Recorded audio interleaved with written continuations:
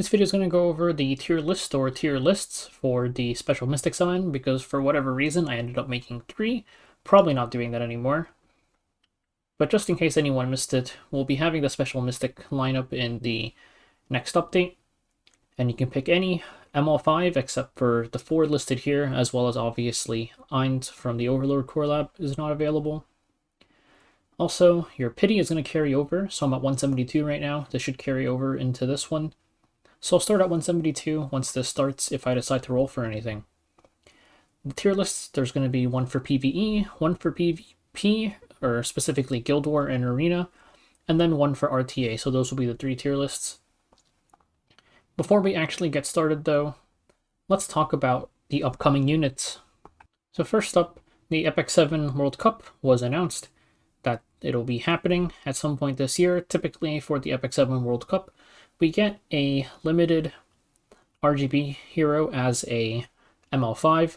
We had Navy Captain Landy the first time, and now we have New Moon Luna. We don't know what the next one is going to be.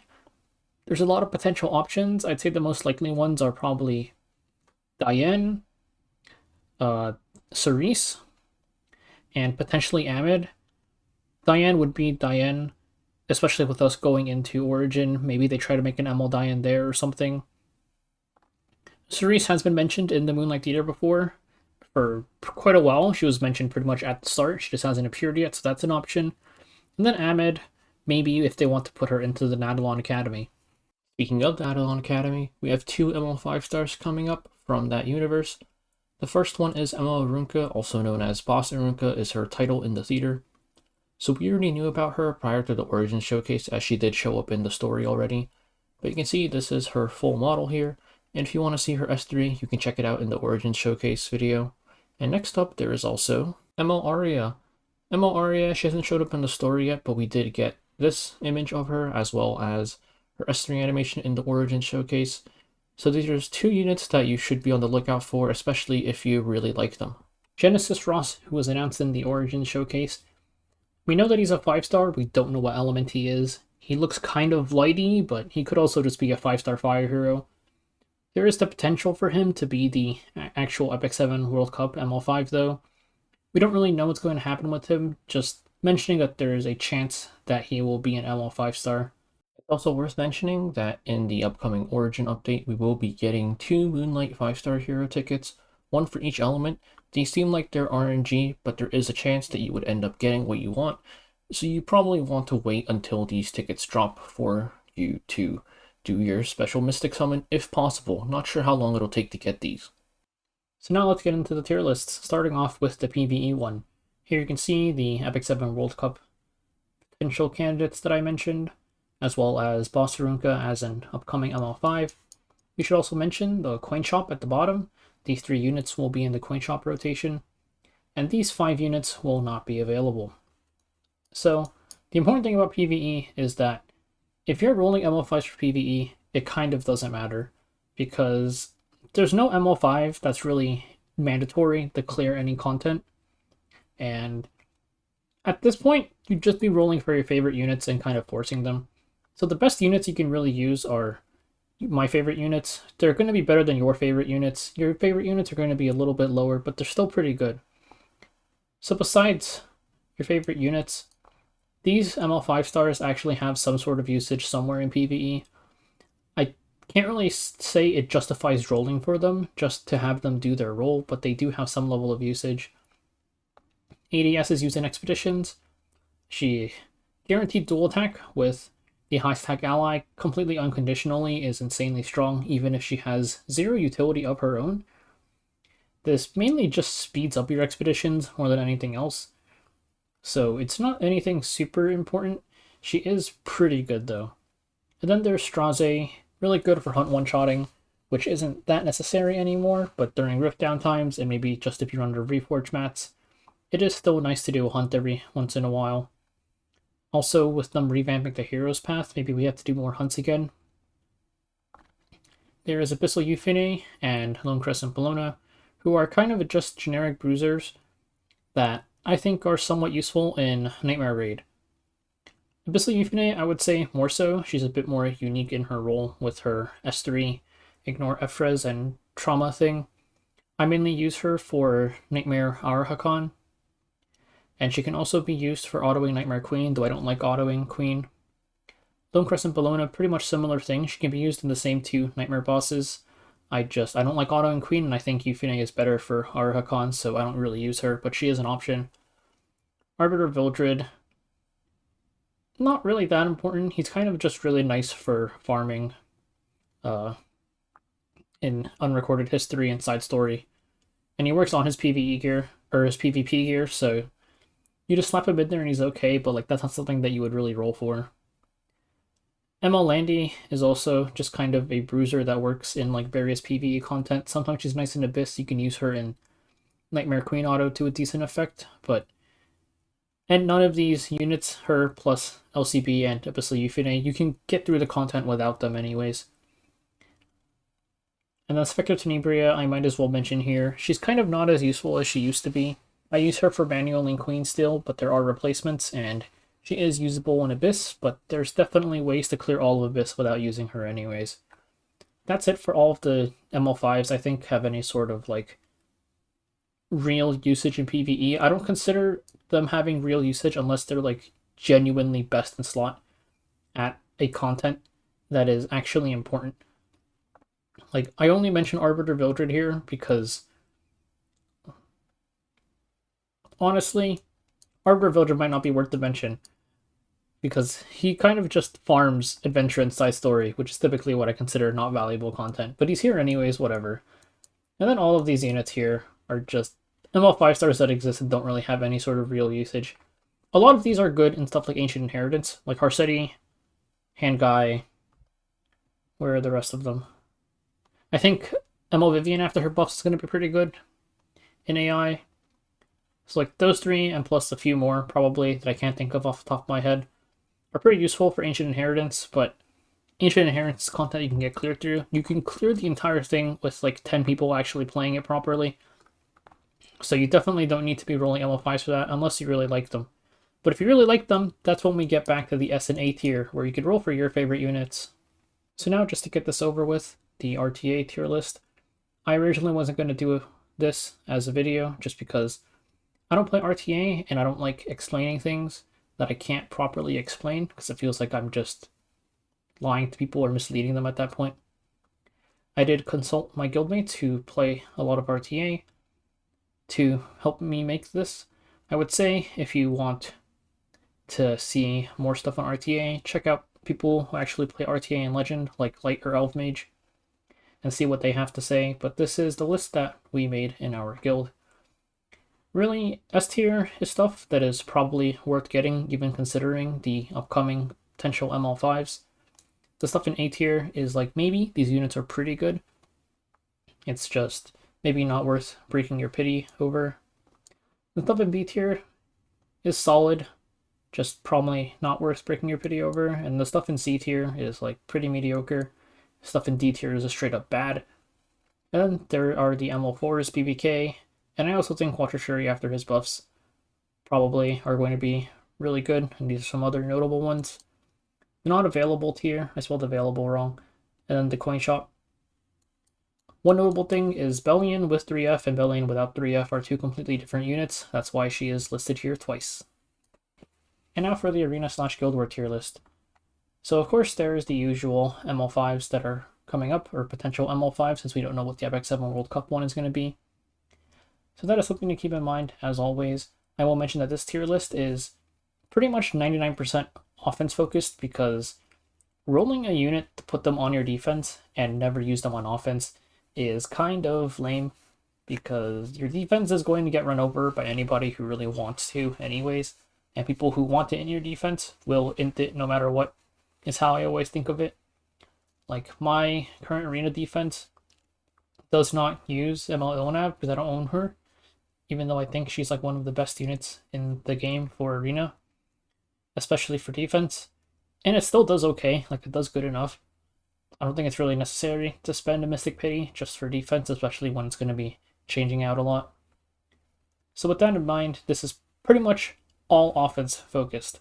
With a maybe like, I'll just say it now, these two are here because they're pretty good on defense, but they're turbo useless on offense, and that's why they are at least in the bottom of C and not in D tier, just because they are at least good on defense. Let's start off with the S tier. Emma Luna, insanely broken opener. Her Soulburn S3 doesn't really need to be explained, it just kind of shuts down everything. If you know that you're taking the first turn, you're pretty much always going to use her if possible. She doesn't work against Harsetti, of course, but Zio does. Zio's our other opener. Guarantees you your turn 1, so you can set up some cleaves into Harsetti with him.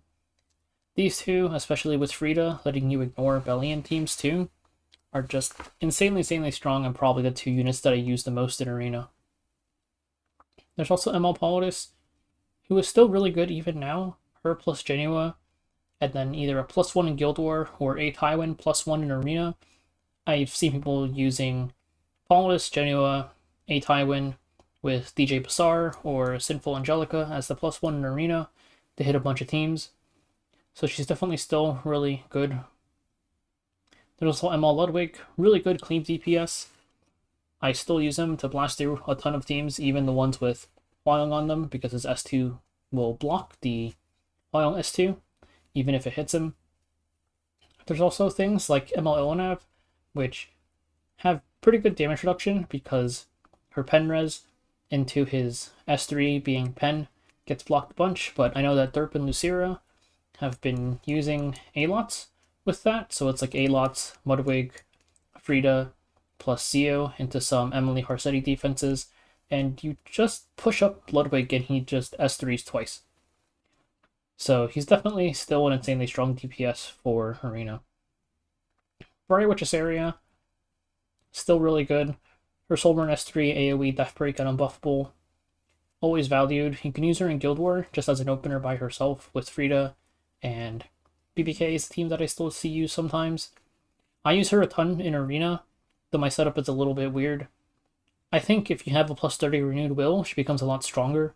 If I had a +30 Renewed Will, I would be cleaving a lot more in Arena, just because Muna, Frida, Brise, BBK, with Renewed Will pushing BBK past the openers, would pretty much let me tear through most defenses. Unfortunately, I do not have that, but even without it, I still think she's really good. And then there is Emily. Emily is, for one, really good on defense, and she's also pretty good on offense just because her Penrez lets you ignore a lot of things in both Guild War and Arena, especially if you're trying to auto Arena. I think into some comps, she makes your autos a lot more consistent.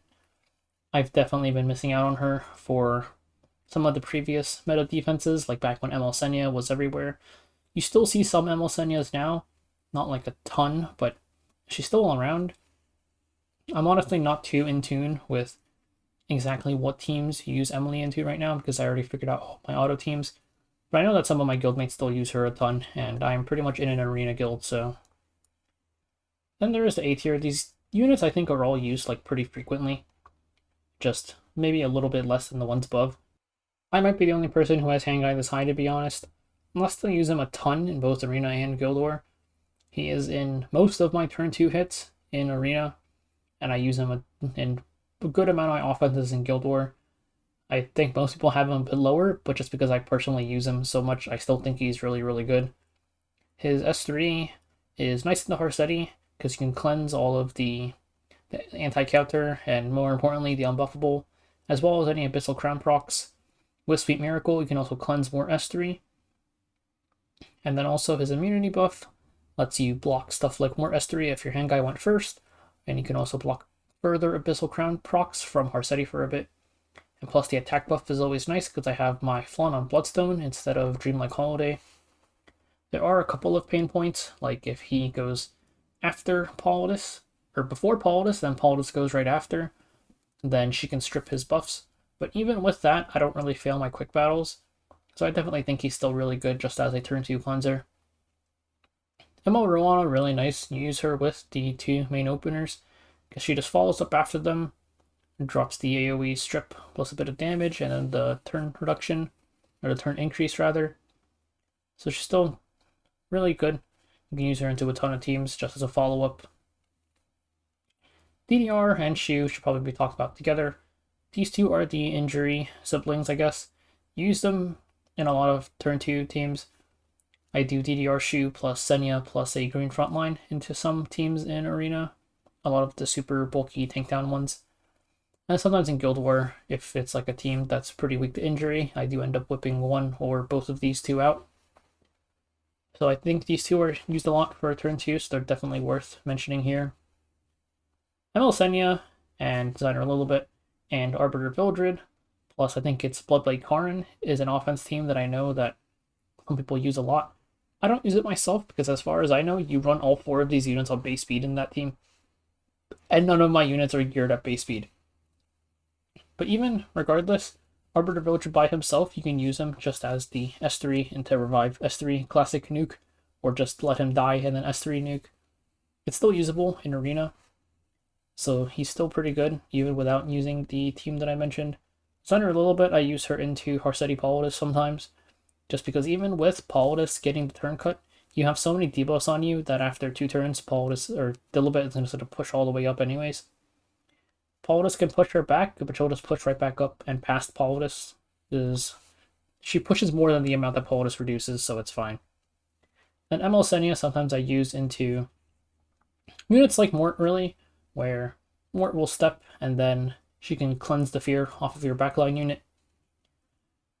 Also, sometimes it's like I do Elvira in backline for this one specific defense, and then Elvira is immortal, she's just taking all the damage, and she won't die, but she kind of just gives Senya free procs on her S3 as well, or her S2 to make her S3 stronger. So ML Senya is definitely still pretty good for offense. And then there's Harseti. Harseti, I don't think it's that good for defense anymore, ever since ML Senya came out. Harseti is largely a free win at this point for, I would say, most people in higher levels. It's at the point where I'd rather see Harseti than some of these defenses that are popping up. So I don't think her defense is nearly anywhere good enough to bother mentioning her or pushing her into S tier. I mean, I did say that you don't use units for defense, but if it's a situation where, like pre-Young Senya, where Harseti defenses were just completely obnoxious, then you could consider it, but I don't think she's really good for defense anymore. For offense, I've seen people use her a bit in Guild War. I'm not too familiar with her myself due to not owning her. And I see people hit her with me sometimes in Arena. I can't speak on how consistent that is because I also see a decent amount of inting from those people, but from what I've seen from the Guild War ones, those ones seem pretty consistent at least. You can run her into teams that have an opener like Muna or Politis. You guarantee your turn 1, and you have some options to go from there. So even though I think she's definitely a lot weaker than she was before due to Young Senya existing, she is still worth mentioning here. She's still pretty decent. Ambitious Tywin. He is a debuffer tank. You can run him with ML Politis and get the free rage buff, and his S3 ignores F-res. So he's definitely still pretty good just for the Politis Tywin Genua combo whenever you need it. LRK is nice into some turn 2 teams. I use him into like a couple of teams in Guild War. I think it's specifically Harseti, Flan Ruel, though I haven't seen it in a while. I use LRK into. But anytime there's things with like really heavy AoE, he pops up as a decent option.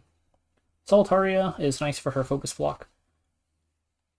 With the Watcher Shuri buffs, I'm not sure if her value is going to go down because you can kind of just shoot Flan in the head now, but that would still be susceptible to Guiding Light, while Solitaria isn't as susceptible. I use her into some Flan defenses in Arena and some Flan defenses in Guild War as well. She's really just here for her focus shutdown, but her debuffs are still pretty good as well. The stuff down here, I'm not going to talk about everything, just some of them. Let's talk about the buffed ones, I guess. DKS, I think it's a little bit hard for her to be super good, just because it's a bit inconsistent, right? How much you'll get stunned and how much you'll get the proc cascade and everything.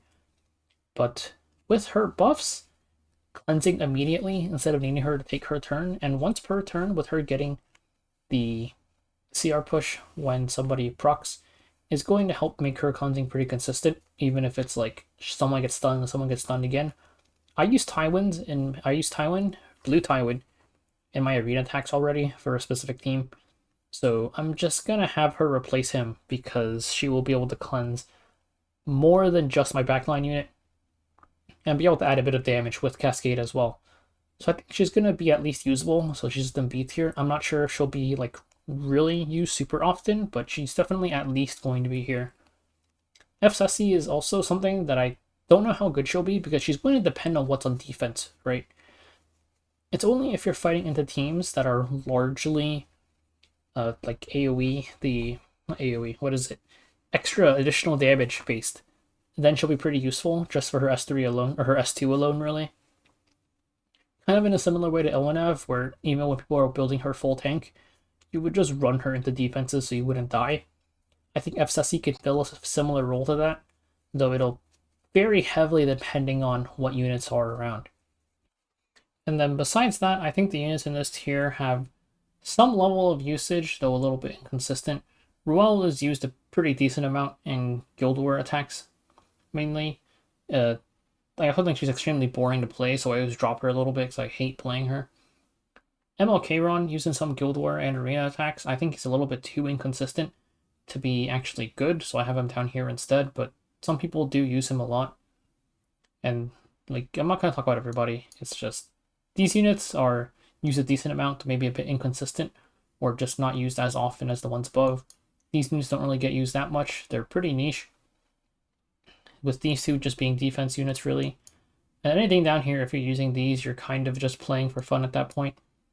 There's some notable ML4s here. BBK, Watcher Shuri, probably most important too, especially Watcher Shuri after his buffs. If as long as you're not fighting Guiding Light Flan, you should be good to go and just shoot her in the head. And then Angelica, her S3 is really nice. Speed Imprint.